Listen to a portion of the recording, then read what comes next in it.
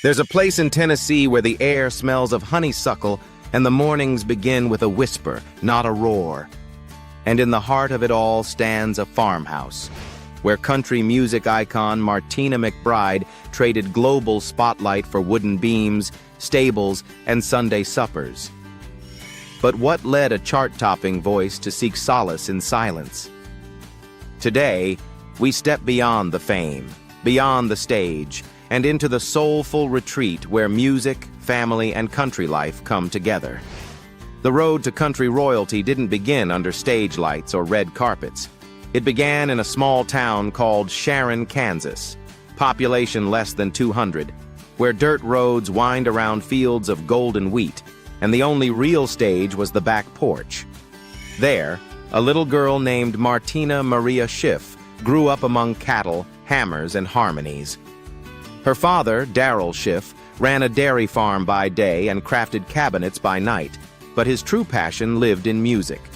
So when the chores were done, the tools were downed, and the sun dipped behind the barn, he gathered his children and guitars to form the Shifters, a family band held together by love and melody.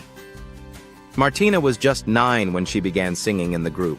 She didn't know what pitch was, but she knew how it felt, how her heart raced when the first chord struck, how the crowd, even if it was just neighbors on lawn chairs, leaned in a little closer. As she grew older, so did her hunger for sound. She sang for hours after school, echoing the voices of Reba McEntire, Linda Ronstadt, and Patsy Cline through the house. Each song she mimicked became a secret rehearsal for a future only she could imagine. But small-town dreams don't always find big city doors. After high school, she moved to Wichita and joined a rock band called The Penetrators, trading fiddles for electric guitars and smoky stages. Yet even then, her heart tugged toward country. Then, in 1987, everything changed. She met John McBride, a young sound engineer with a mind for mixing and a passion for possibility. They fell in love over cables and coffee, and by 1988, they were married. But more than soulmates, they became creative partners, two dreamers chasing the same horizon. 1 year later, they packed their hopes into a car and drove to Nashville. They had no record deal, no agent, just a belief that if anyone could do this, maybe Martina could. John landed a job with Garth Brooks, a rising star whose shows were getting bigger by the day. Martina tagged along, not as a singer, but as a merchandise seller. Night after night, she stood at folding tables while her voice, powerful, untouched, untrained, remained hidden behind boxes of t-shirts. Until Garth heard her sing. Legend says he was so impressed that he made her an offer. "If you can get a record deal, you can open for me." That one sentence was all she needed. With John's help and the backing of Brooks's team, she recorded a demo that would soon land her a contract with RCA Nashville in 1991. Her debut album, The Time Has Come, arrived in 1992. It didn't top charts, but it cracked the door open. Her second album, The Way That I Am, didn't just push the door. It blew it off its hinges. Hits like My Baby Loves Me and Life number 9-inch electrified country radio. But it was Independence Day, a fierce ballad about freedom and survival, that etched her name in stone. She wasn't just singing songs. She was telling the stories of women who had been silenced for too long. As her voice soared, so did her accolades. Platinum records, CMA awards, performances for presidents. But through it all, she never forgot the farm girl who once sang under a Kansas sunset. From evolution to emotion, Martina McBride didn't just ride the wave of 90s country, she helped shape it. Her voice became the sound of hope, heartbreak, and healing. And through it all, one constant remained: the desire for balance. Fame was thrilling, but peace was sacred. Which is why, years later, when her calendar finally allowed it and her heart whispered it was time, she returned to what she always loved most: wide open land, horses in the distance, a home built with hands, heart, and heritage, and that quiet calling led her to a place where music meets stillness. A Tennessee farm unlike any other. So, what does a $3 million country retreat for a music legend actually look like? Let's take a walk down the gravel path and find out. Farm in Tennessee. Just 30 minutes from the hum of Nashville lies a different kind of stage. There are no crowds here, no glittering spotlights, only the gentle rustle of leaves, the distant call of horses, and the quiet rhythm of life unfolding slowly, intentionally. This is Martina McBride's Tennessee farm, a $3 million sanctuary where music fades into nature, and each sunrise feels like the start of a new chorus. The entrance is modest, yet unmistakably elegant. Iron gates part like a curtain lifting on a personal performance. A winding gravel road bordered by wooden fences and wildflowers leads you through 18 acres of rolling hills. The hum of the city feels like a distant memory. At the center stands a farmhouse, timeless and warm. Its stone facade, neutral tones, and sloped roof lines blend seamlessly with the land around it. But step inside, and the harmony of rustic charm and modern luxury begins to play its quiet melody. The kitchen is the soul of the home, fitted with gleaming granite countertops, custom cabinetry, and modern lighting that bathes the space in soft golden tones. This is where Martina stirs her mother's stew recipe or tests new creations for her cookbooks, Martina's Kitchen Mix and Around the Table. It's not just a place for food, it's where stories are shared, laughter is echoed, and memories are folded into meals. The living room, with wide beam wood floors and a stone fireplace, wraps guests in comfort. Family photos rest on the mantel. A guitar leans against the couch. It's quiet here. Not the absence of sound, but the presence of peace. Outside, the real performance begins. The outdoor kitchen, newly built, is a tribute to Tennessee summers, complete with a barbecue station, prep counters, and space to gather with friends over sweet tea and southern ribs.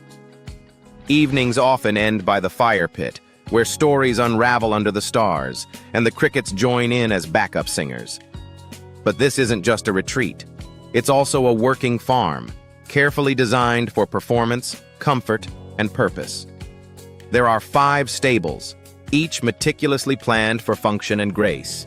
Fenced paddocks stretch toward the horizon, giving horses space to roam, rest, and run.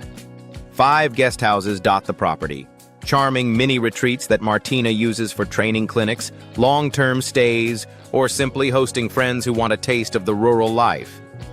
There's even a 5-stall barn and a spacious utility shop, ideal for storing tools, keeping livestock supplies in order, or just tinkering in the afternoon sun. And yet every inch of the property is touched with intention. The rope boxes, covered and protected from the rain.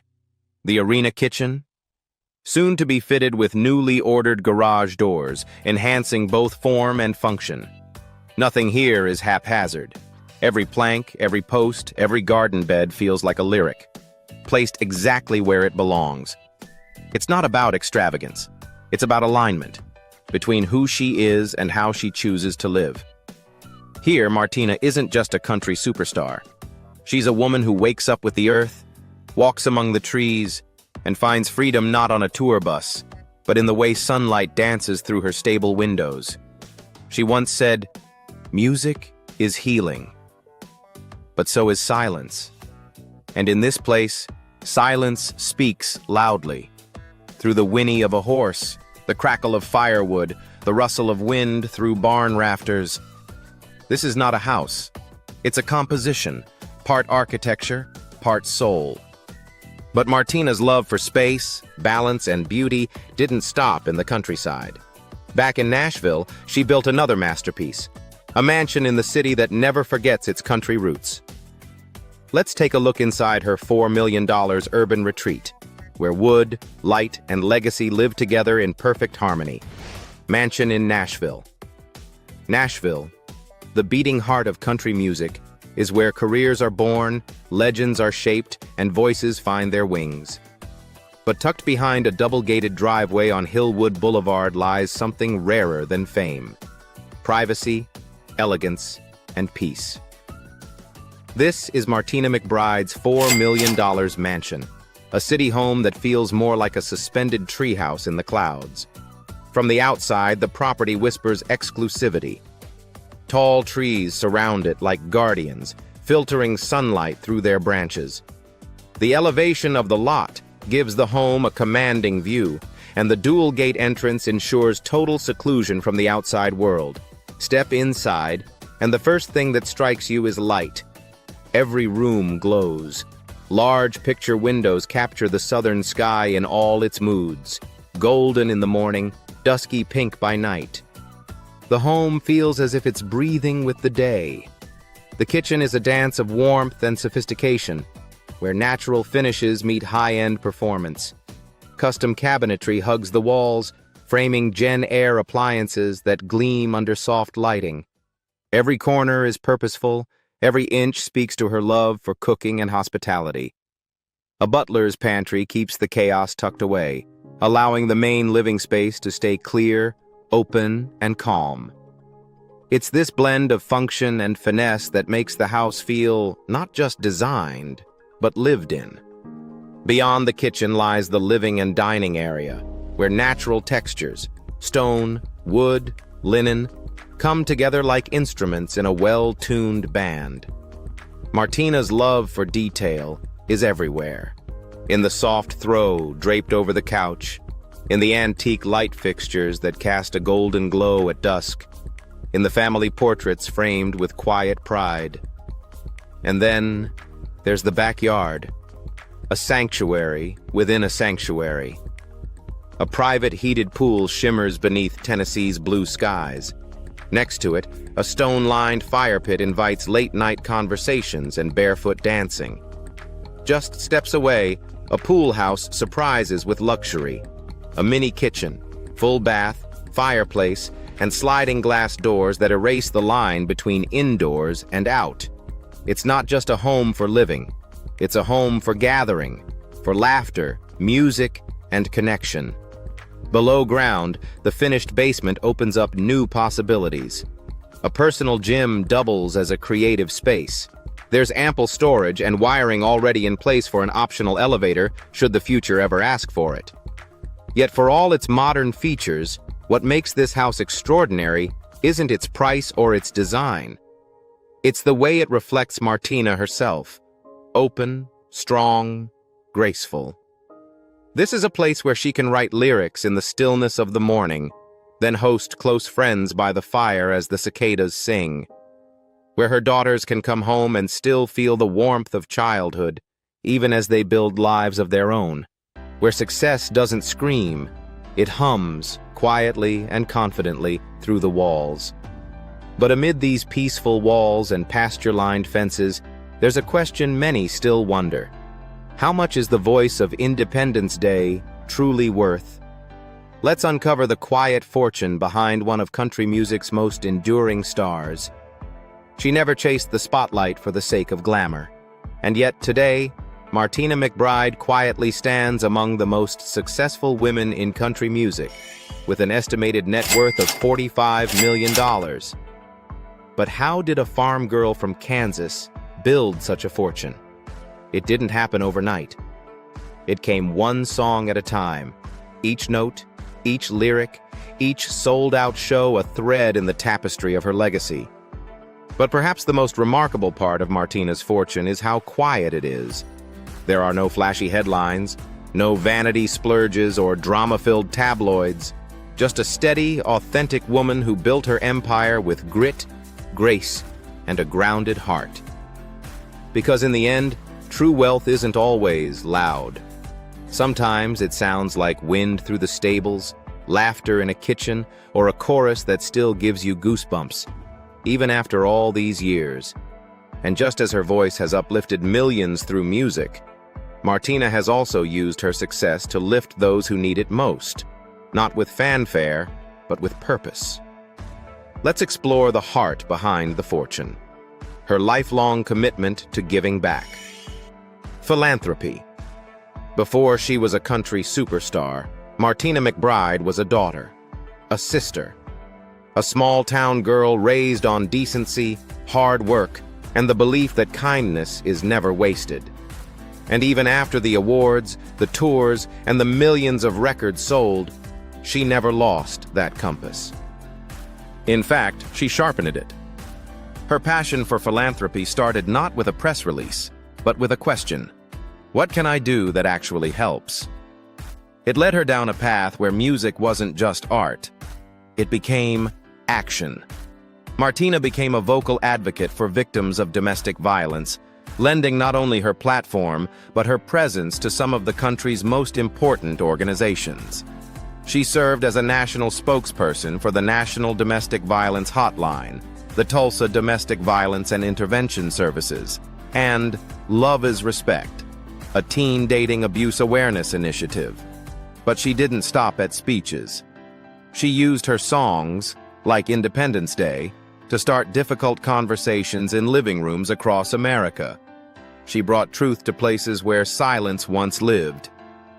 Since 1995, Martina has hosted the annual YWCA Celebrity Auction in Middle Tennessee, raising over $500,000 for women and children fleeing abuse.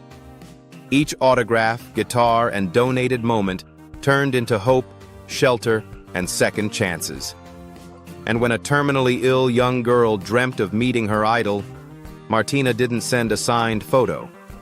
She showed up, in person, partnering with the Children's Wish Network to turn dreams into final memories filled with joy. In 2003, she received the Minnie Pearl Humanitarian Award, but you won't hear her talk about it. To Martina, awards are not the reason. They're simply reminders of the power of showing up for others. Then came Team Music is Love, a grassroots initiative born from a single question by a group of fans. Can we wear shirts with your name in a breast cancer walk? Her answer was yes, not just in word but in spirit. What began as a t-shirt idea became a movement. Team Music is Love grew into a full-blown charitable engine, organizing food drives, volunteer missions, and community service events in every city she toured. Fans became volunteers. Concerts became catalysts for change.